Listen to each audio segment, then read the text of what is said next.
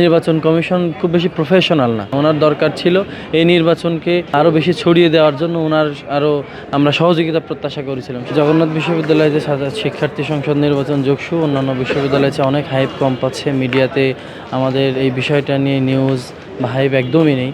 তো আমার মনে হয় এই জায়গা থেকে এই সিদ্ধান্ত আরও আমাদের জন্য খারাপ হয়েছে, কারণ আমাদের প্রয়োজন ছিল জগন্নাথ বিশ্ববিদ্যালয়ের শিক্ষার্থী সংসদকে যাতে ভালোভাবে প্রচার হয়, সাংবাদিকদের এই ক্ষেত্রে যাতে সহজভাবে কীভাবে তারা আসতে পারেন সেই প্রসেসটা থাকলে সবচেয়ে বেশি ভালো হতো। আর যে আবেদনের যে সিস্টেমটা করা হয়েছে সরাসরি এসে জমা দিতে হবে, এটা সাংবাদিক জন্য আসলেই কষ্টকর। কারণ জগন্নাথ বিশ্ববিদ্যালয়ে আসতে যে সাংবাদিকদের যে জ্যাম ঠেলে আসতে হয়, তারা আসলে এই জন্য অনাগ্রহ প্রকাশ করেন।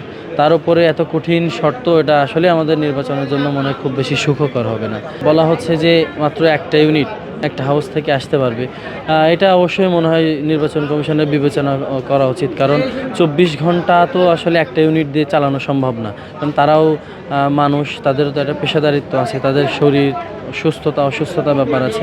এই জন্য মনে হয় নির্বাচন কমিশন যদি এই বিষয়টা বিবেচনা করেন তাহলে সেটা বেটার হবে। অন্তত প্রত্যেকটা হাউস থেকে 2টা ইউনিট আসার অনুমতি আমার মনে হয় দেওয়া উচিত, কারণ বসুন্ধরা ডায়াপেন্ট এখন আরও উন্নত। এই হট এয়ার থ্রো টপশিট দ্রুত শোষণ করে সোনামণিকে দেয় কোমল অনুভূতি। নির্বাচন সারাদিন ভোট গ্রহণ, রাতে সে ভোট গণনা এবং পরবর্তী দিন যদি ফলাফল হয় তাহলে একটা ইউনিটের এই সমস্ত বিষয়গুলো কাভার করা খুবই কঠিন হবে।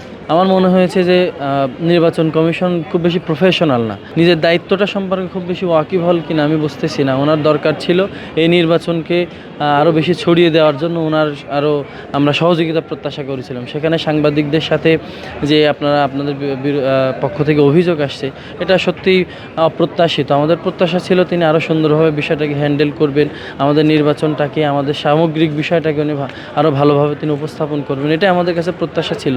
কিন্তু আপনাদের যে অভিযোগ বা আপনাদের পক্ষ থেকে যে কথাটা আসছে, এটা আসলেই যদি বাস্তব হয়ে থাকে, এটা আসলে আমাদের জন্য দুঃখজনক, পুরো জগন্নাথ বিশ্ববিদ্যালয়ের জন্য দুঃখজনক।